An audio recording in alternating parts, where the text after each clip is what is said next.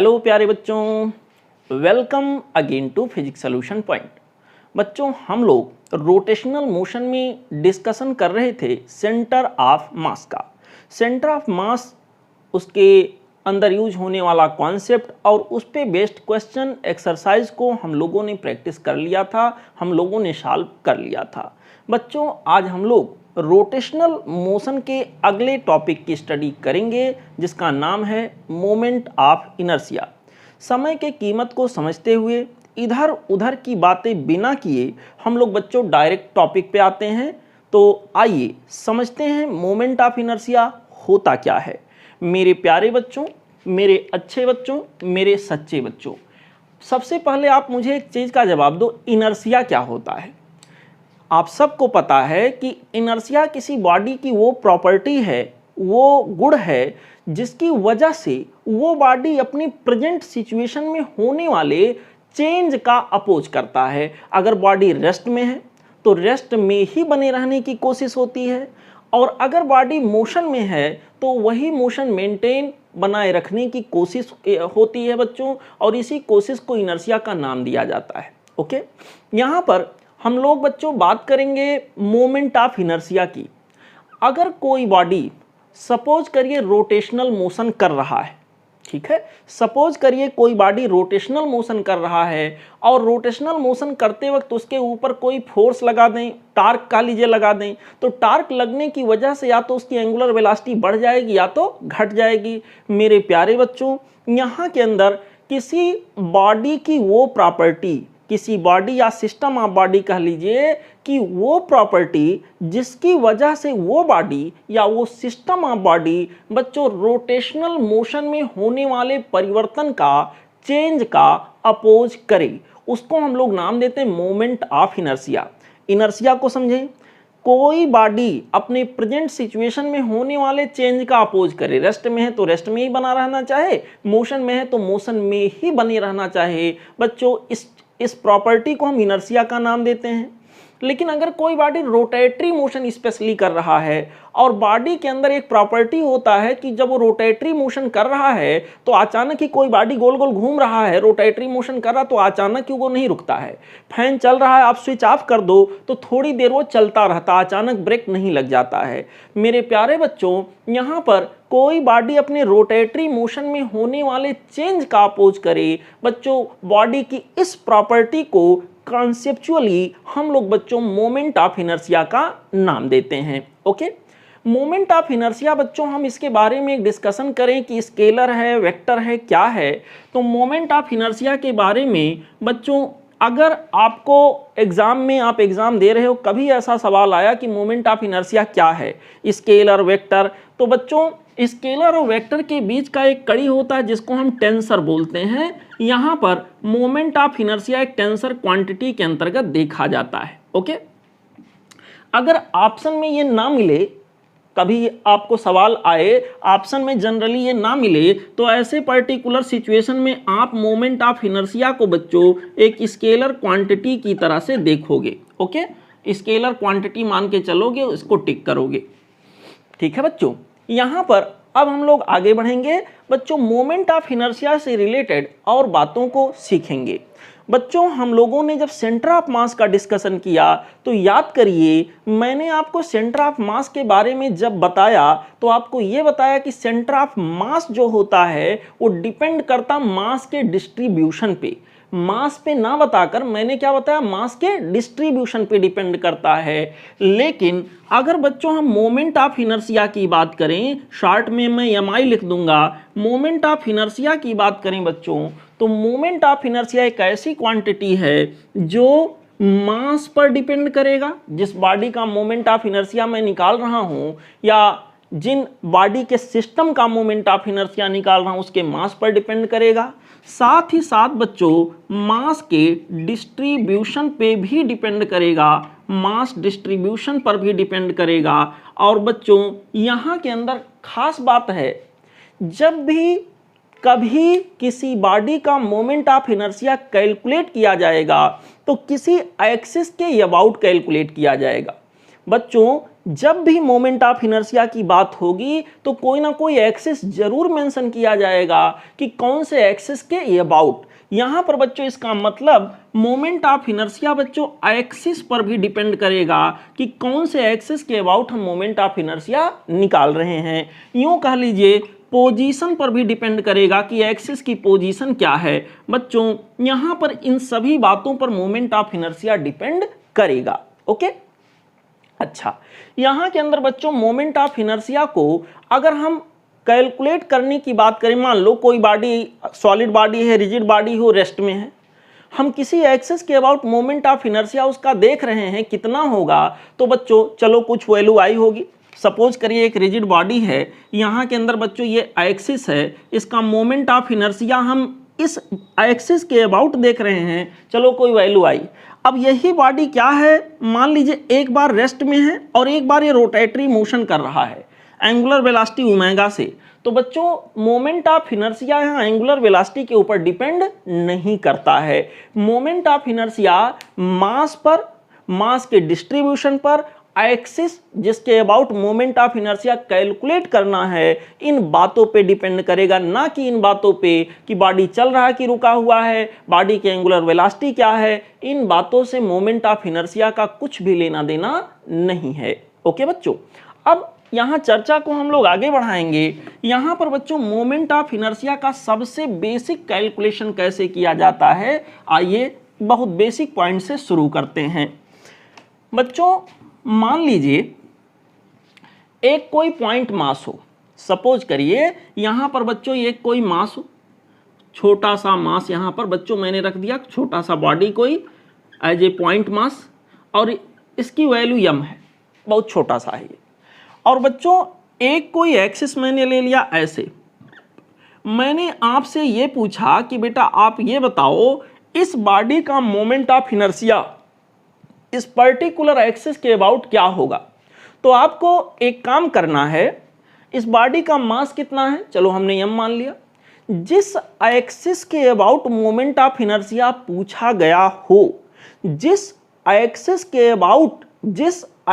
के about moment of inertia पूछा गया हो, उस एक्सिस से उस पर्टिकुलर बॉडी या पार्टिकल के ऊपर आप एक परपेंडिकुलर लाइन खींचेंगे। यहाँ पर बच्चों बॉडी से उस एक्सिस को हम मिला देंगे ऐसे एक लाइन से, ध्यान रखते हुए कि ये लाइन जो है एक्सिस के कैसे होना चाहिए, परपेंडिकुलर।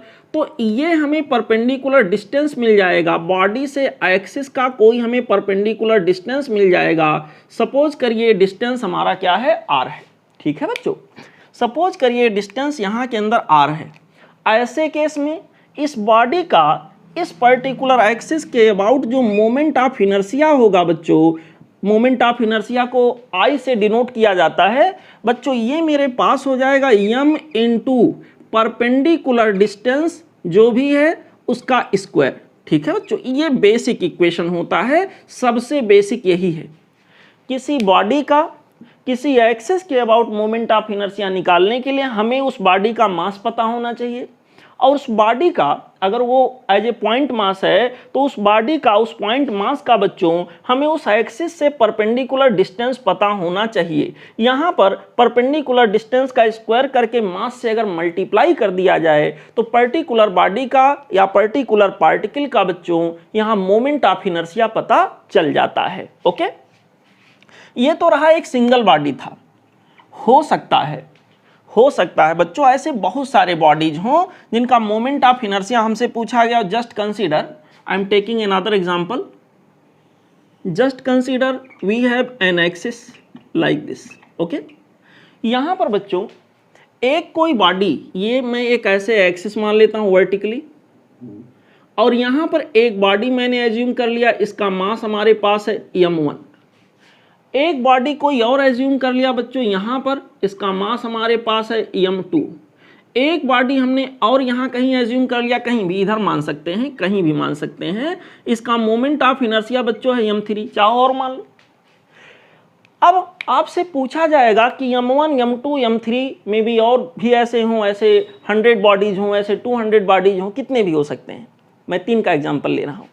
बच्चों हमसे पूछा जाए कि इन सभी बॉडी का जो एक सिस्टम बना, उस पूरे सिस्टम का कंबाइंड मोमेंट ऑफ इनर्शिया क्या है, तो उसके लिए हम लोग सबसे पहला काम करेंगे, बारी बारी से सबको कैलकुलेट करेंगे और सबका क्या कर देंगे, सम कर देंगे, अलजेब्राइक सम कर देंगे। बच्चों यहां पर सभी का अलजेब्राइक सम कर देंगे।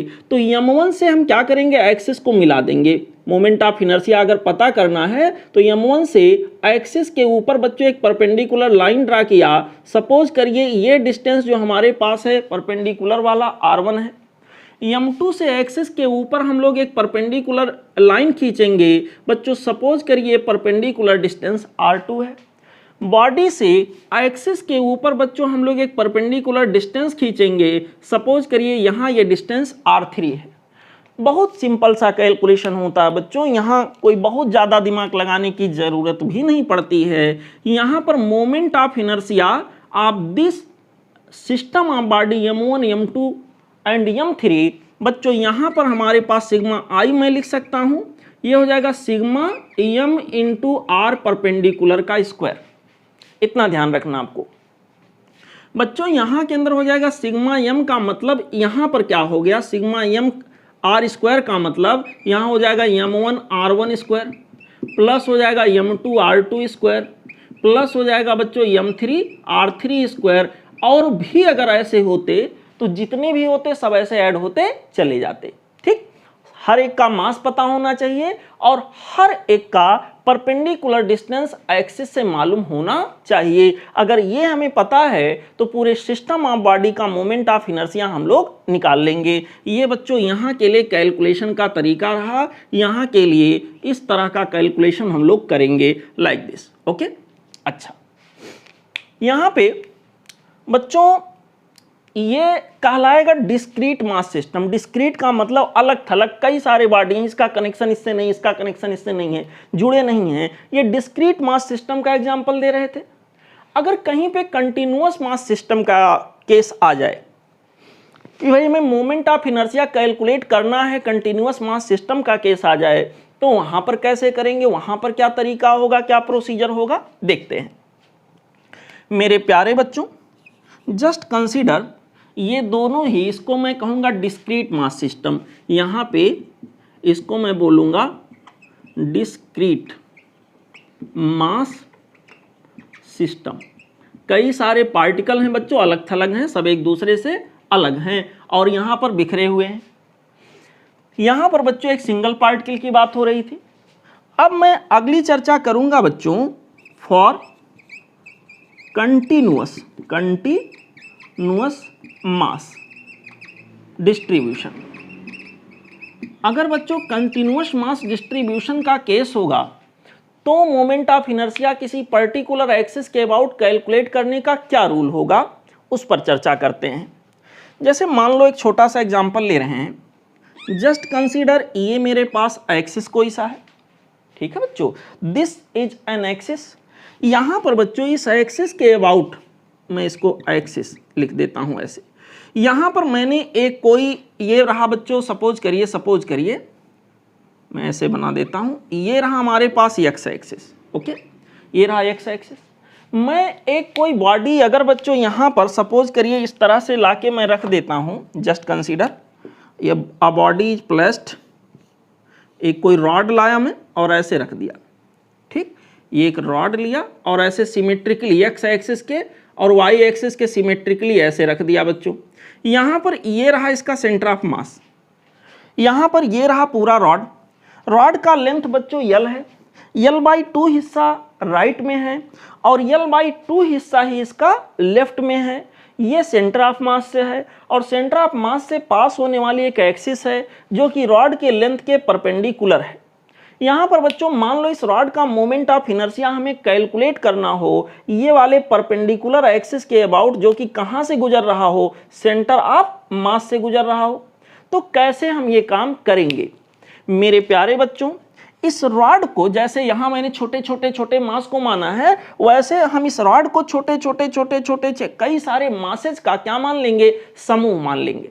ठीक है बच्चों, इसमें से एक छोटा सा टुकड़ा मास का मैं निकाल के दिखाता हूं बच्चों। यहां पर एक छोटा सा टुकड़ा, एक छोटा सा पार्ट, इसका सपोज करिए इतना पार्ट मैंने ले लिया ताकि एक पॉइंट मास की तरह इसको मैं एज्यूम कर पाऊं। इसका मास मैंने dm ले लिया और बच्चों इसकी दूरी मैं dx या dr मान लेता हूं। सपोज करिए दूरी dx है, ठीक है।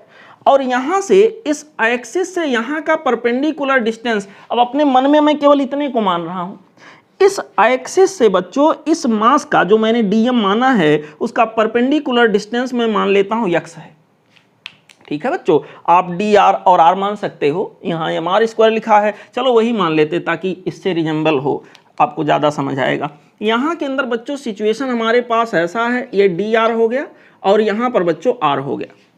अगर मैं इतने पार्ट के लिए मोमेंट ऑफ इनर्शिया केवल इतने का पूछूं इस एक्सिस के अबाउट, तो आप कहोगे सर ये जो मोमेंट ऑफ इनर्शिया होगा वो छोटा सा मोमेंट ऑफ इनर्शिया होगा। चलो मैंने लिख दिया D I, I equal to मैं mr² लिखता था, तो इतने छोटे से पार्ट के लिए छोटा सा moment of inertia D I equal to मैं लिखूंगा बच्चों, यहां मैं डी आई लिख देता हूं, ये हो जाएगा dm इंटू r²। ऐसे अगर मुझे टोटल बॉडी का मोमेंट ऑफ इनर्शिया चाहिए तो बच्चों हमें क्या करना पड़ेगा, इंटीग्रेट करना पड़ेगा। ऐसे मैं छोटे छोटे तमाम मासेस का निकालूं और सबको ज्वाइन कर दूं, सबको सम कर दूं, क्योंकि कंटिन्यूअस मास सिस्टम है तो सम करेंगे बच्चों तो ये हो जाएगा डी आई, इंटीग्रेशन हो जाएगा दोनों साइड का। r² पहले लिख लीजिए, r² dm, इंटीग्रेट कर दीजिए। टोटल मोमेंट ऑफ इनर्शिया बच्चों इस पूरे रॉड का मिल जाएगा अबाउट दिस पर्टिकुलर एक्सिस, ठीक है बच्चों। चलिए इस एग्जांपल को पूरा ही कर लेते हैं ताकि अच्छे से दिमाग में ये बच्चों आ जाए आपके।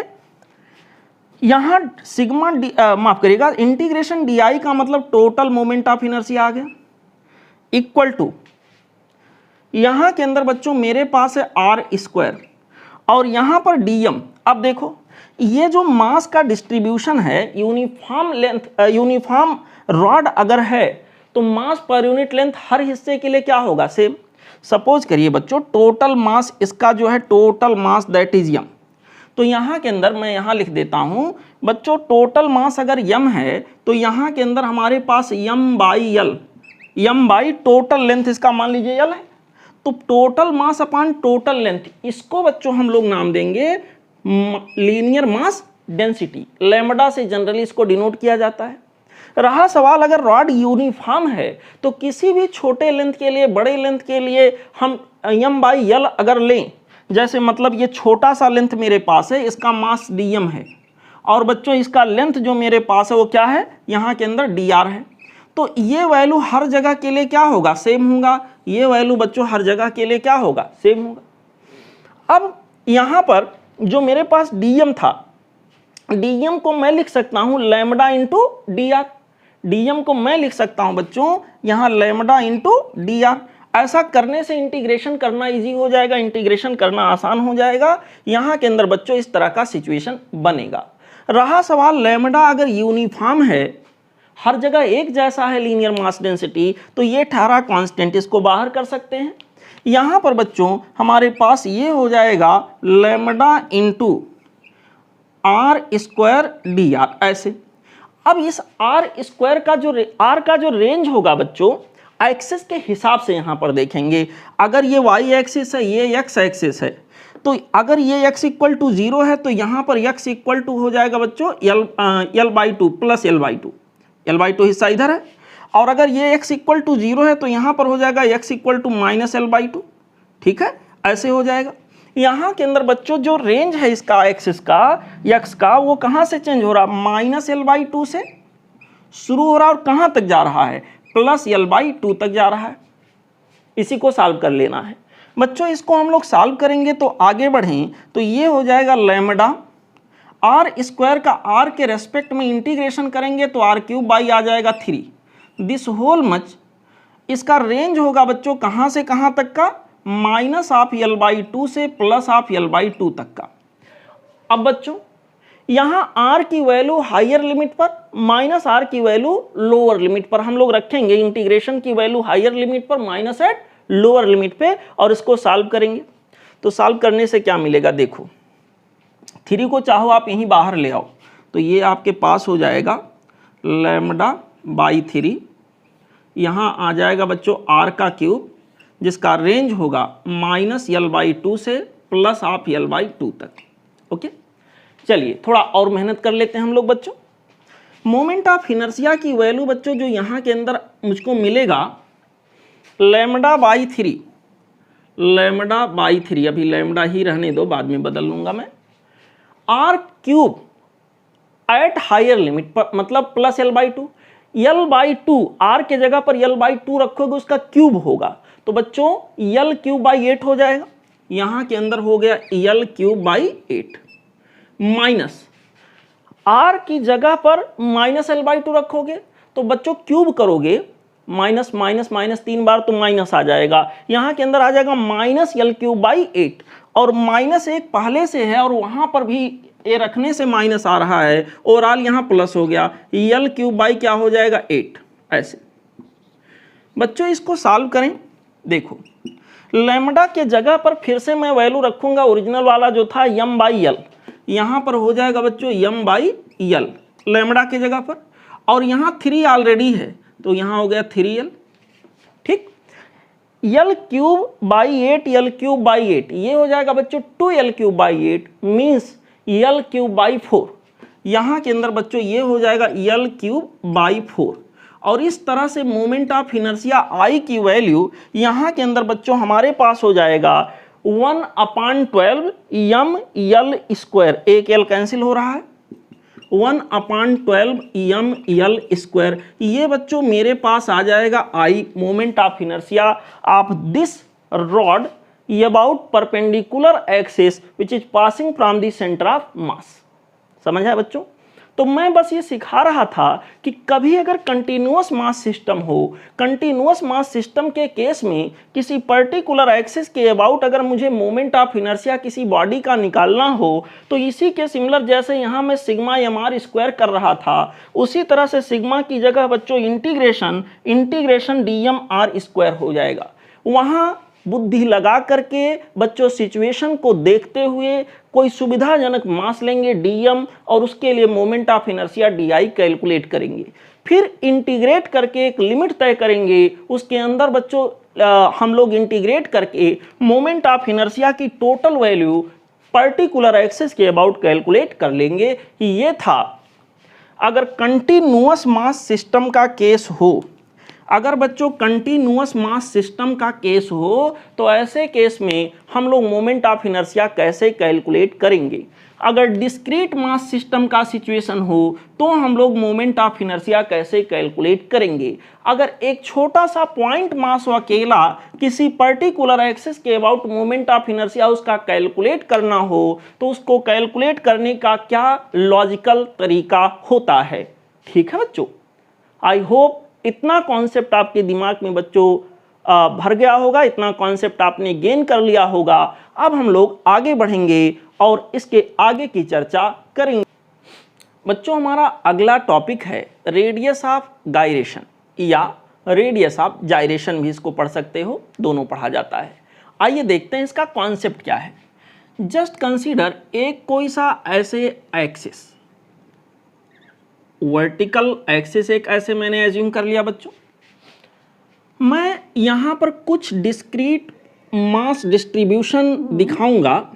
सपोज करिए कई सारे बॉडीज हैं, ये कोई सा एक्सिस रहा और यहाँ पर बच्चों एक्सिस के अबाउट कोई से बॉडीज हैं। यहाँ पर एक बॉडी यहाँ कहीं है। जस्ट कंसीडर एक कोई सी बॉडी बच्चों यहाँ पे है। जस्ट कंसीडर एक कोई सी बॉडी कहीं यहाँ पे है। जस्ट कंसीडर एक कोई सी बॉडी कहीं यहाँ पे है, यहाँ पे कहीं मान लेते हैं ऐसे। ओके, कुछ बॉडीज मान लिया। इनके मासेस दिखा देते हैं बच्चों, m1, m2, m3 और m4।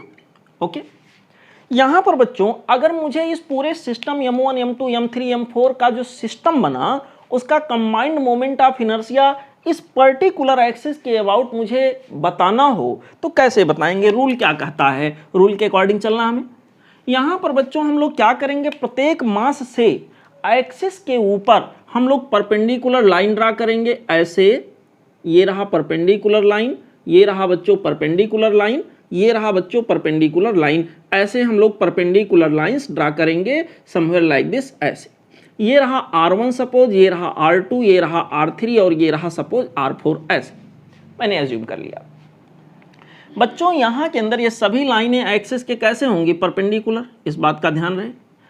अगर हमसे ये बोला जाए कि सर आप ये बताइए पूरे सिस्टम का मोमेंट ऑफ इनर्शिया क्या होगा, तो हम लोग कहेंगे सर पूरे सिस्टम का जो मोमेंट ऑफ इनर्शिया है sigma I equal to sigma M R square, यही कहेंगे ना, सिग्मा एम आर स्क्वायर, ऐसे शॉर्ट में लिख देते हैं। मतलब m1 r1 square plus m2 r2 square plus m3 r3 square plus m4 r4 square, जितने भी हैं जुड़ जाएंगे। बच्चों इसको ओपन कर ही लेते हैं, ये हो जाएगा m1 r1 square plus m2 r2 square plus m3 r3 square plus यहाँ के अंदर मैंने 4 बॉडीज लिए m4 r4 स्क्वायर, और भी अगर होते मान लो इमेजिन करो तो और भी ऐसे ऐड हो जाते, ओके, जितने भी होंगे। यहाँ मैंने 4 का एग्जांपल लिया, और भी हो सकते हैं।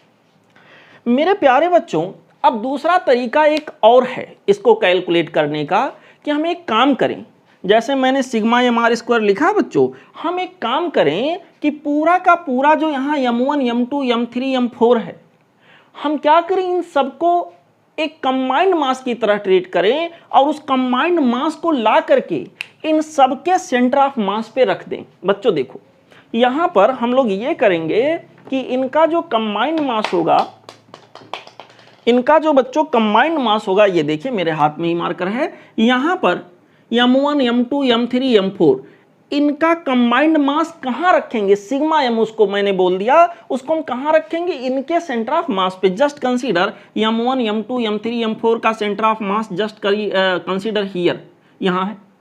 तो हम पूरे बॉडी को कंसंट्रेट होता हुआ कहाँ मानेंगे, सेंटर ऑफ मास पे। मैं मान के चलूंगा कि यहाँ पूरा का पूरा बॉडी लाके रख दिया गया। बच्चों अब अगर मैं सेंटर ऑफ मास पे रखे हुए इस बॉडी को यहाँ एक्सिस से लाके मिला दूं एक परपेंडिकुलर लाइन से, ऐसे, तो ये परपेंडिकुलर लाइन जो यहाँ पर बन के आएगा बच्चों, इसी को हम लोग नाम देते हैं रेडियस ऑफ गायरेशन। क्या नाम देते हैं बच्चों, रेडियस ऑफ गायरेशन का नाम देते हैं बच्चों। यहाँ पर इसको डिनोट करते हैं जनरली के से, ट्रेंड है के से इसको डिनोट किया जाता है।